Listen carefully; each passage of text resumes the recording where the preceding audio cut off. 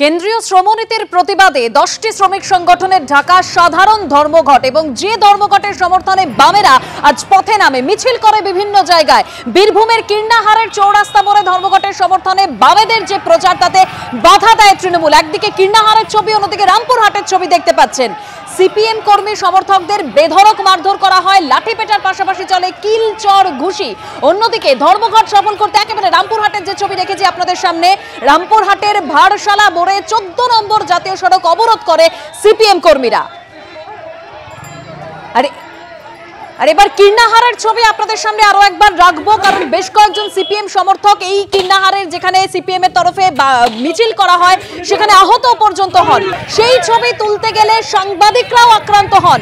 পুলিশের সামনেই গোটা ঘটনা ঘটে। একেবারে সেই ছবি দেখতে পাচ্ছেন আজ সকালের ছবি।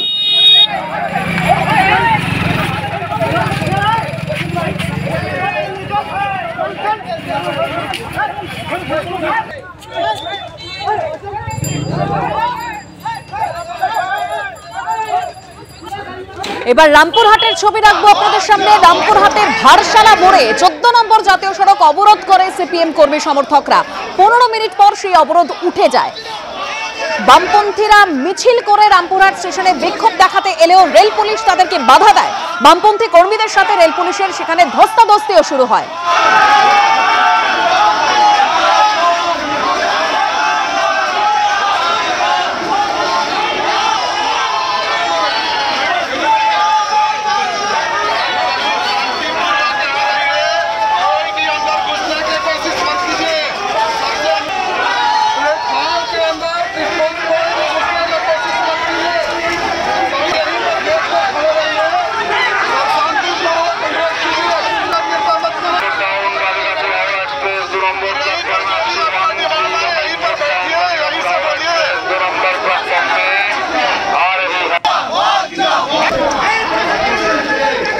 ধর্মঘটের সমর্থনে বামেদের মিছিল, একদিকে কীর্ণাহারের ছবি দেখতে পারলেন, অন্যদিকে রামপুরহাটের ছবি। ঠিক কি পরিস্থিতি হয়েছিল আরো একবার আপনাদের সামনে রাখবো। আমাদের সঙ্গে রয়েছে টেলিফোন লাইনে আমাদের প্রতিনিধি ভাস্কর মুখোপাধ্যায়। ভাস্কর, দেখো দেবস্মিতা, আজকে মোটের ওপর বীরভূমে যে ধর্মঘট সেটা শান্তিপূর্ণ থাকলেও দুটি জায়গাতে ঝামেলা হয়েছে, তার মধ্যে কীর্ণাহার এবং রামপুরহাটে।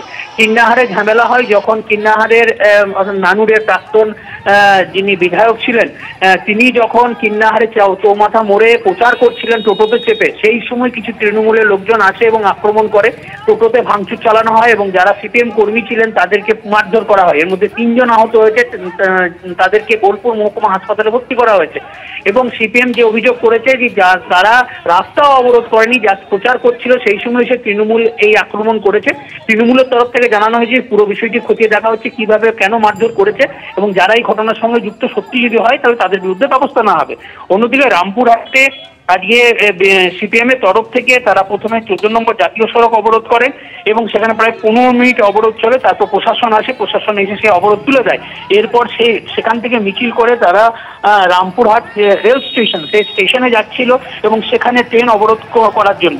সেই সময় রেল পুলিশ তাদেরকে বাধা দেয়, শুরু হয় রেল পুলিশের সঙ্গে ধস্তাধস্তি এবং প্রায় 10 মিনিট ধরে এই ধস্তাধস্তি চলে।